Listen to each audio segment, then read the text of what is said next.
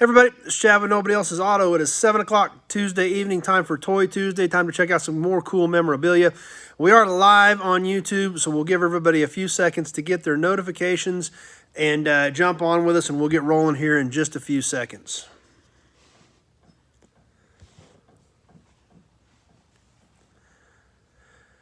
All right, we're going to check out some more cool stuff tonight. Some real cool oil cans, and also some more stuff we brought back from the Auburn Cord Duesenberg factory in Broken Arrow, Oklahoma. Obviously, we ended up with a lot of cool stuff out of there, so a few more things to look at there as well. We'll start off with some oil cans, which we actually bought from Doug down there. They used to be very, very big collectors of gas and oil as well. They've backed off of a lot of that, but they still had some pretty cool pieces left around. So we're going to check out a few of those oil cans, plus a few other cool pieces, including a Crosley radio and some books and things like that we got down there. So we're going to go ahead and flip the phone around, take a quick look at some of this stuff. Here's the oil cans that we got. We'll start off over here with this little Purity. This is a Springfield, Missouri can. I've got some other ones similar to this. What was cool about this, Classic Ride made it. Glad you made it, Classic Ride Society. This Purity oil can, Springfield, Missouri, 1 pound grease can. What's cool about this is it still has the original metal cap, and it is an embossed metal cap from the Purity Oil Company. So that definitely makes that one stand out from some of the others we've got that are just the basic can. This other one's a great looking can, also a 1 pound grease can from the Penn Drake Company. The original Drake well, 1859, good graphics, good bright colors, the black, yellow, and orange. Still has a top on it as well. And it has a little story on the back. All Super Penn Drake greases are guaranteed by more than 70 years of refining experience. We believe them to be the finest lubricants you can buy. They last longer and reduce maintenance costs from the Pennsylvania Refining Company. So that's a really cool can with a really great look to it, which obviously the look is a lot of what the oil cans are about, and that's a good one. Next one, a very pretty can. This is a bigger one, golden shell. One of the Super Penn still has grease in it. That's what it was. So, Chris, glad you made it.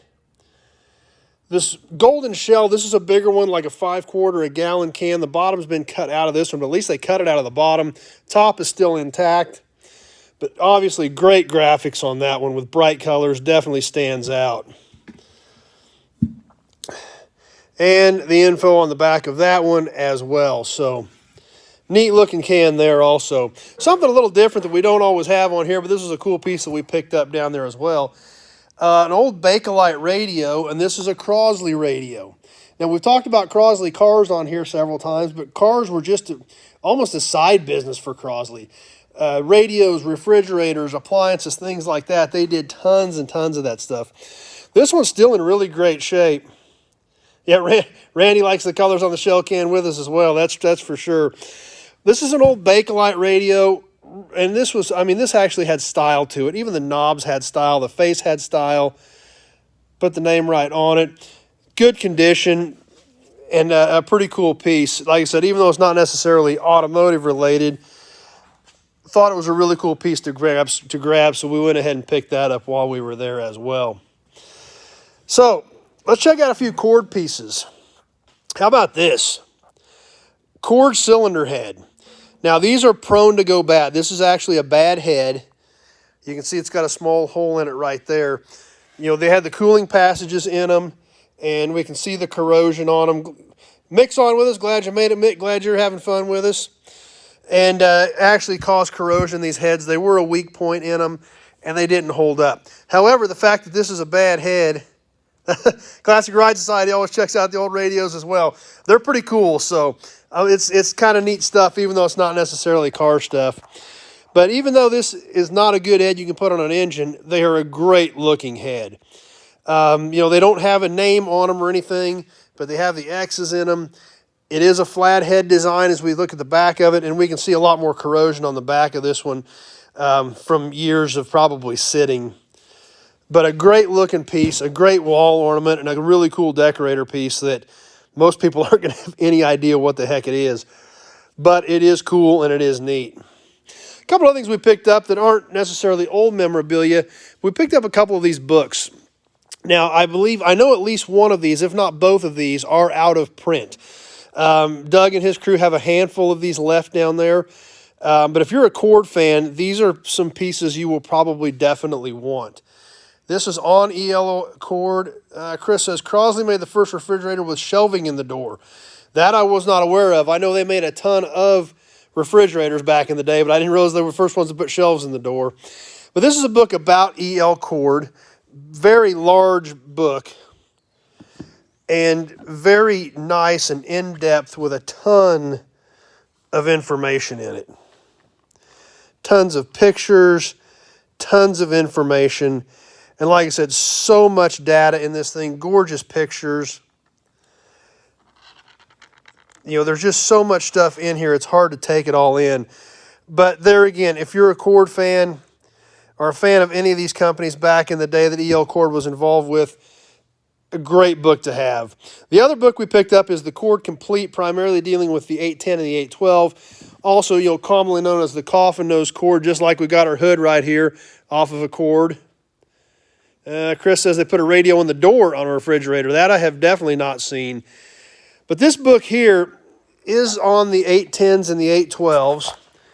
We'll slide this one out, take a quick look at it.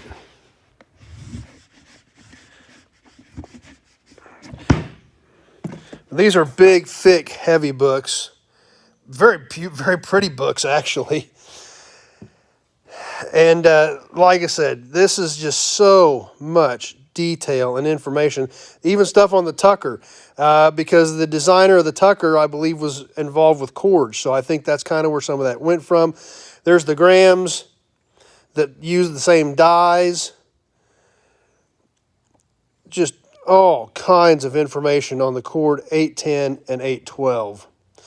So if you're a fan of these cars, which we obviously are, you know, even the supercharged engines, I mean, it's just so much cool stuff in here.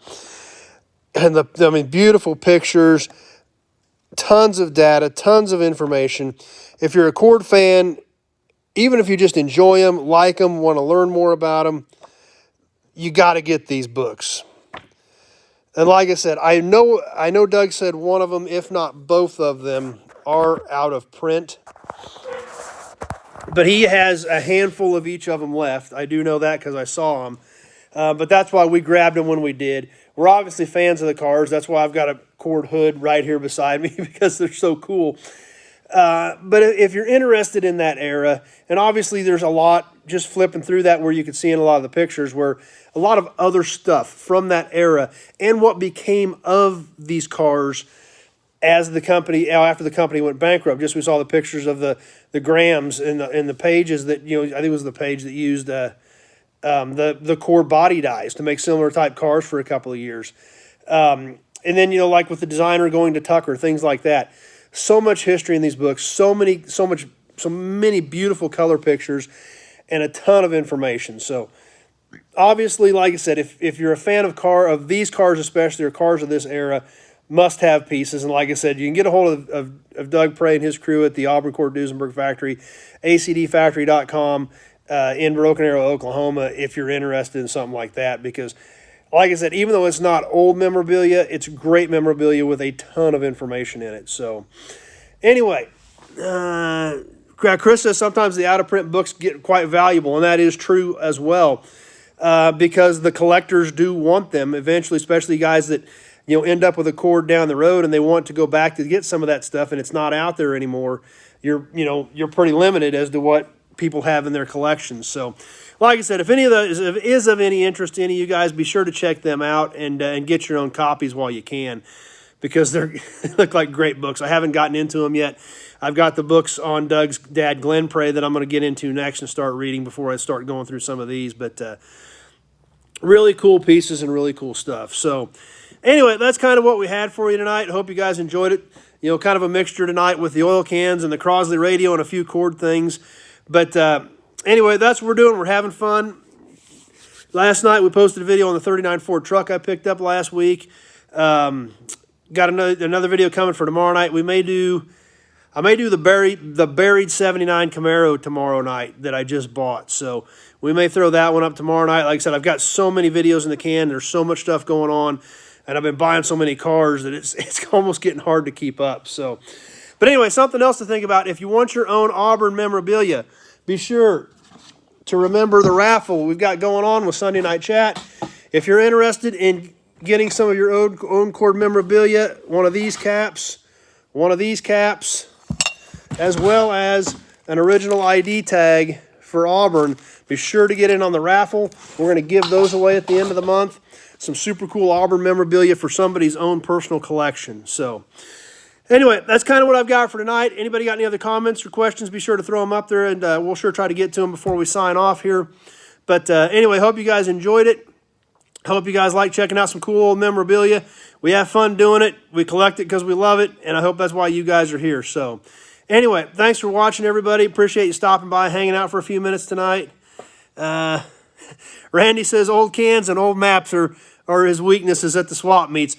But it's cool stuff. I mean, the graphics, and even maps, when you look back at maps and you look at the roads and you look at the advertising and things like that, it was a different time period. But that's what we enjoy because it all goes right along with all of our old cars and trucks. So anyway, that's what I've got. If anybody's got any other comments, be sure to throw them up there. We'll sure try to get to them. Otherwise, I'm going to wrap up and get back to work. I got a long ways to go yet tonight.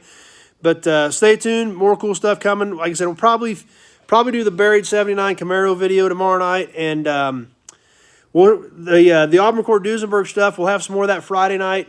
We're going to start getting into the restoration facility, some of the cars, things like that they've got there. So just the stuff where Doug was telling the stories. We've got all those videos posted. If you missed those, be sure to go catch some of those. Some of them kind of run a little long, but there's when he's got that many great stories about a company like that, it just takes a few minutes to be able to share all that. So stay tuned. We'll have some cool stuff coming from there as well. So anyway, thanks for watching, everybody. Appreciate you stopping by. Let your friends know about us. Have them swing by, jump on with us. We have a great time on here. See you tomorrow night with another new video, as well as Friday night, and definitely hope to see you back on Sunday night at 7 o'clock Central Time for the Sunday Night Live Chat. Thanks for watching, everybody, and we will see you soon on the next video.